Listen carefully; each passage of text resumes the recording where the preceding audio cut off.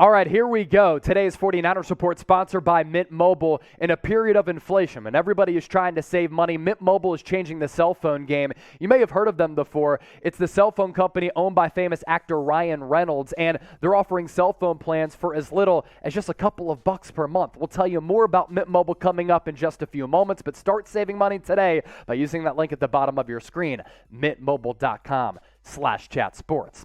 Now, 49ers training camp is officially underway. A couple of practice sessions are already in the books, and Jimmy Garoppolo, he passed his physical. He's basically away from the team, although he did partake in some throwing drills. And the 49ers are basically waiting out this market to see if an injury happens elsewhere across the NFL in order to trade Garoppolo away, because right now the trade market somewhat sluggish and slow, or they're looking for a quarterback out there for a playoff-ready team to maybe struggle. Then another team could come calling for Garoppolo's services. In the case of the Houston Texans, the Texans continue to be one of the more ideal trade destinations for Garoppolo. Now, they're not one of those playoff-ready teams. They're rebuilding. They're retooling. Right now, they have a young quarterback in Davis Mills, but is Davis Mills legit? Is he the real deal? And is he going to be the franchise guy? If not, there are some ties that tie Jimmy Garoppolo to the Houston Texans and vice versa. I'll explain why Garoppolo to Houston makes sense. But he's been granted permission to seek a trade, as we know, passed his physical, completed his throwing program on Wednesday. He's excused from camp and will most likely stay away from the team moving forward, although Kyle Shanahan did say this. We're saying, go ahead. You don't have to be here. If he wants to be here, though, he can. I think Jimmy, like I said yesterday, we all talked, myself, him, John Lynch, we talked for a while, and we understand every part of the situation, and I think both sides know that each side is doing as good as we can in terms of trying to find a place to trade Garoppolo to, but if he's on this roster in week one, big financial implications at play. So, why does Garoppolo to the Texans make a lot of sense? Let's start making the ties here, and we've hit on this briefly before, but their current general manager is Nick Caserio. You see him right here to my right. General manager for the Houston Texans. And he kept Lovie Smith as the head coach, or he hired him as the head coach. He was on the staff. He made him the head coach. And there were some questions about what the Texans are going to do under this new regime going into the future at the quarterback spot. But Nick Caserio, if Davis Mills isn't the guy, he knows all about Jimmy Garoppolo. Why is that? Longtime coach and personnel executive with the New England Patriots and part of the same front office that drafted Garoppolo back in 2014 out of Eastern Illinois. Started his NFL career, personnel assistant and coach with New England in 2001. Kind of did that for a couple of years. He was like a hybrid coach and personnel executive, which is somewhat rare. 2003, area scout for New England. Elevates to director of player personnel. After that, kind of continues to climb up the ranks in that New England front office. And while in Foxborough, a 6-time Super Bowl champion, and once again, a member of the front office, and a member leading the charge of their player personnel staff that drafted Jimmy Garoppolo and identified him from a school that by no means is a collegiate football power. Now, if you think that Houston makes sense for Jimmy Garoppolo to get traded to, I just want to hear your opinions in the comment section right now. If you think it's ideal, type HOU in the comment section. If you think there's a better trade partner out there, let me know that squad.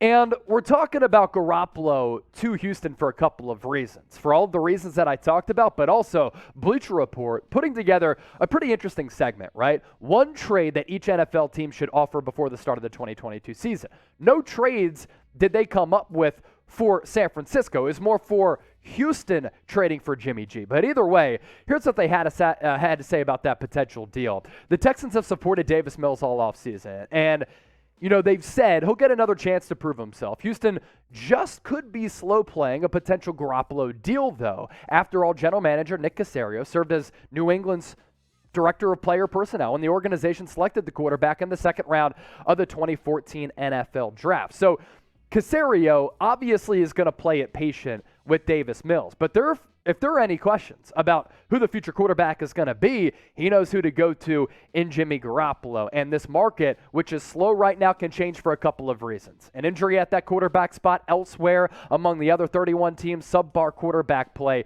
that could change and flip the market for Jimmy G. If Garoppolo ends up getting traded, or if the Niners make any other notable moves, we'll be the first channel to let you know. That's a big reason why we've been able to grow so exponentially over time. More than 60,000 subs. Love the Niner gang, man. So make sure you join the faithful family here at Chat Sports and subscribe today by hitting that red sub button. There are financials at play with Garoppolo, of course. He's not going on physically unable to perform list, but that $7.5 million injury guarantee is something that the Niners now, because Garoppolo's health checked out, is something that they don't have to pay. If he is on the roster week 1, though, he is due guaranteed money of that base salary, which comes in north of $24 million. And if he's cut, it's not really much of a financial hit for this organization, only $1.5 million in dead money.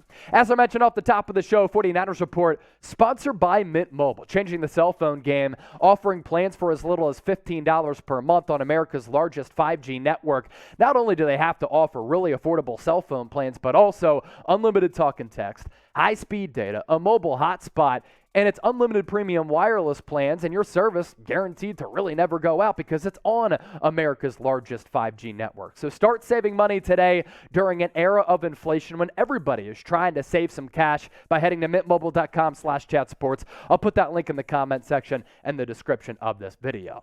Lastly, to round out this segment, we've been waiting for Brandon Aiyuk to break out. Year 1, first-round pick out of Arizona State, was really solid. Missed a couple of games, but you saw the flashes. Year 2 was in the doghouse, was subpar to bad the first couple of weeks of the season. Then he really started to turn the corner and was a legitimate weapon for this 49ers offense from the middle part of the season on, basically after that Chicago Bears game. And Aiyuk right now, off to a good start in training camp. And that's kind of been the case. They've had this chemistry working going all the way back to the early part of the summer and the offseason when they trained together and stayed together in Southern California. So they're trying to work on that chemistry. Obviously, it's a big year for Trey Lance taking the reins as a starting quarterback, but maybe an even bigger year for Brandon Aiyuk going into year 3 as he's trying to prove that he can be a legitimate wide receiver, and at some point soon, whether it's next offseason or this offseason after that, he's trying to get paid. And he's been a consistent target for Lance throughout OTAs, throughout minicamp, and at the start of training camp. Back a couple months ago right here on the 49ers Report, we had showed you that picture of Lance and Aiyuk working out, and it looks as though in the early portion of camp, that chemistry is certainly reaping its benefits. You look at the numbers the first 2 years for Aiyuk, and like I said just moments ago, the flashes have been there. What's been the problem for him, and why is he not deemed capable of being wide receiver 1, at least yet? It's the inconsistency. It just isn't there in terms of him being a consistent performer. Year 1, 11 games played, 60 catches, which is really good for a rookie on an injury-plagued team. 750 yards, 5 touchdowns, 12.5 yards per catch. Last year, 16 games played, 56 catches, 826 yards, 5 touchdowns, and the average yards per catch went up more than 2 yards. Those numbers right there of 748, 826, very impressive for a couple of reasons. And this is a big year for Aiyuk, no doubt. 2020, he only played 11 games. Last year, he was basically in the witness protection program for the first quarter of the season and still almost compiled nearly 1,000 yards.